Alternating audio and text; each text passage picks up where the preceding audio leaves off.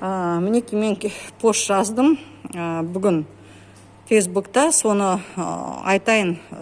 Менің ойымша, тағы да қайталайым, Ысқақовқа түк керек жоқ. Абсолютно түк керек жоқ. Оған қазақ тілді ма, орыс тілді ма, ұлттық мүдде түкірген. Ол өз интерестерімен жүретін адам, менің ойым солай. Басқаша болса, мұнда бір жылда қазақ тілін істеп тастауға болушы еді. Енді Айзаданың рөлін айттым. Айзаданың қолынан енді түк келмейді, ренжіме Айзада, бірақ та сені көп адам тыңдамайды. Мен солай соны көріп тұрмын. Енді Бегалинова ұйымдастырып атқан шығар. Мына Бейсенбай тегін осылай кіреберісте мал сияқты ұстап тұрайық. Самал Бегалинованың оны енді нақтылы мен көп жылдар білем. Ысқақовтан, Құрмановадан көп жылдар білем. Әйтеуір бір 6-7 жыл білетін шығарым, одан да көп болмаса. Сол істеп отыр енді. Роза Бейсенбай тегі мінеки.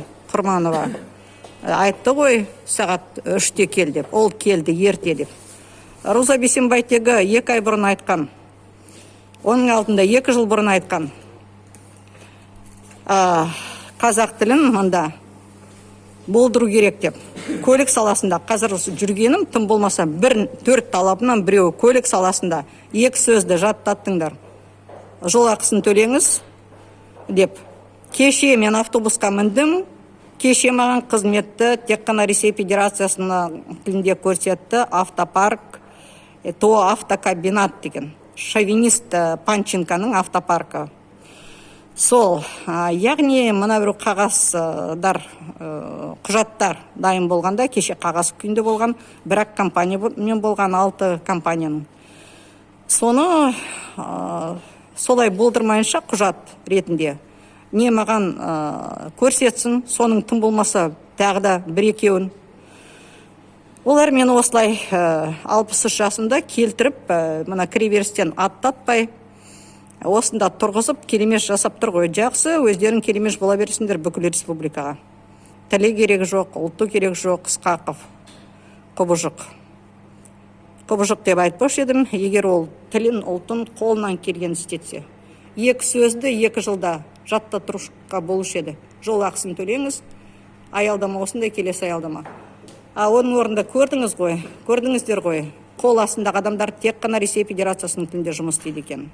Мінеки Ысқақов, кетсін орнынан. Тоқаев, тыңдайтын үкіметіңіз осы ма? Президент мырза, қол астыңыздағы мынандай әкімдерден тазалаңыздар. 1,5 жыл адамды қабылдамайтын. Осы ма сіздің компромат істеп отыр сіздің үкіметіңізге? Еститін үкіметіңізге компромат жасап отыр Тоқаев. Ашу ызаларын тудырып, адамдардың көп мұнда нәрселері бар, наразылық тудыратын. Митингіға бастап, сіздің мүмкін тағы да қайталайым, билігіңізді төңкеріп тастауға әрекет жасап жатыр Ысқақов. Осындай әкімдерден құтылыңыз, осындай әкімдерден тазалаңыз Қазақстанды.